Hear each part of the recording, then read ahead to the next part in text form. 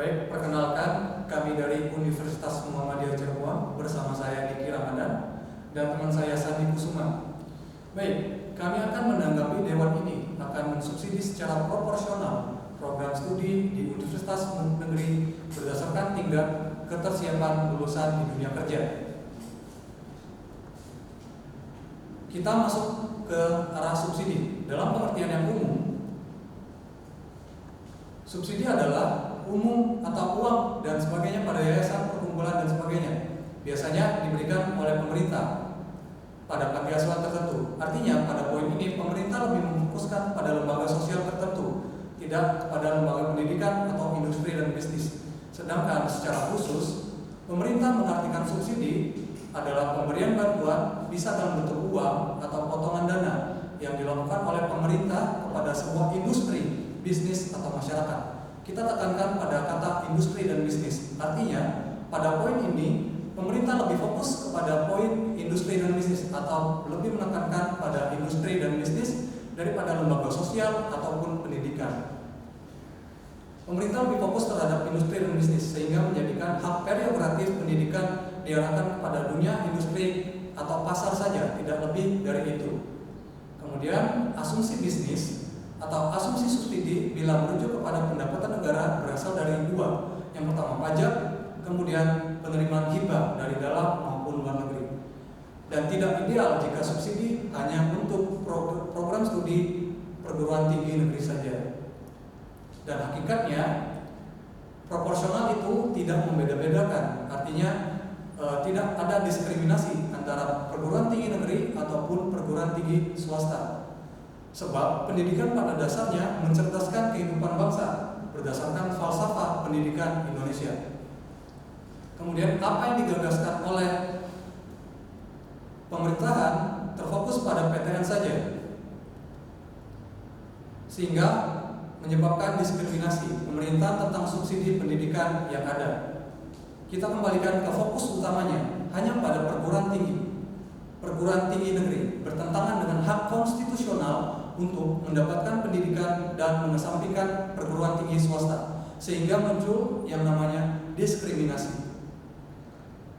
Subsidi yang diberikan oleh pemerintah terhadap program studi sesuai berdasarkan keterserapan dunia kerja.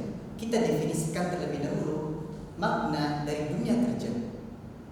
Berdasarkan penelitian UNICEF, United Nations Children Fund, Badan Perserikatan Bangsa-Bangsa untuk Anak-anak di Dunia, yang diadakan research study on skill for future in Indonesia, pembelajaran kemampuan untuk masa depan Indonesia pada tahun 2019.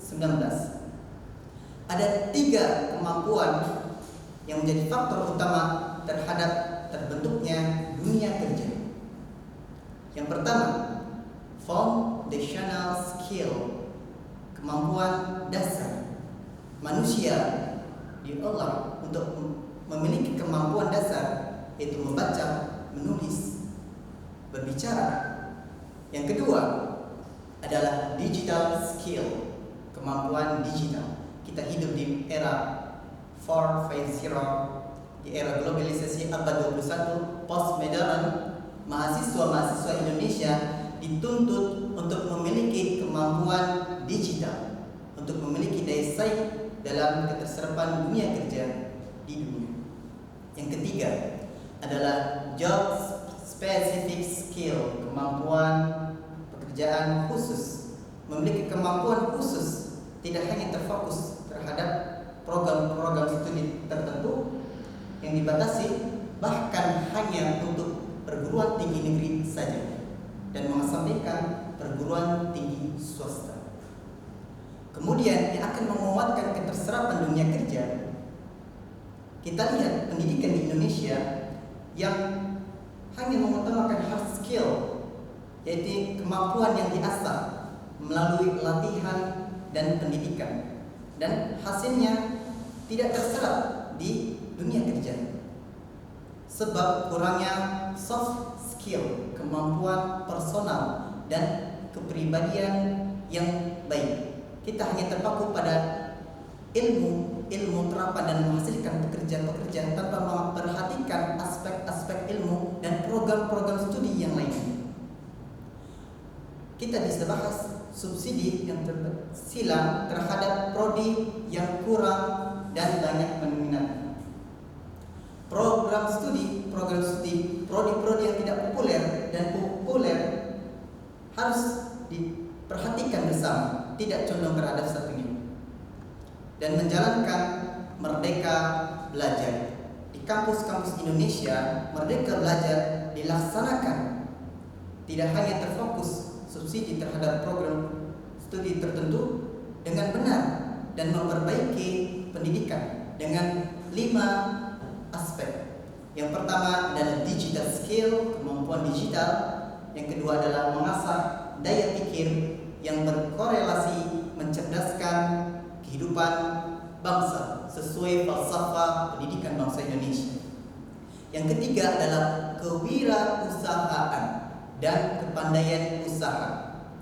Pendidikan Indonesia tidak hanya terpaku pada keterserapan dunia kerja, menghasilkan hanya employer, pekerja-pekerja tanpa memperhatikan bagaimana membuat lapangan pekerjaan. Yang keempat adalah mengasah kemampuan komunikasi personal dan sosial. Yang terakhir, kelima adalah membekali mahasiswa dengan pendidikan karakter dalam menjaga identitas bangsa.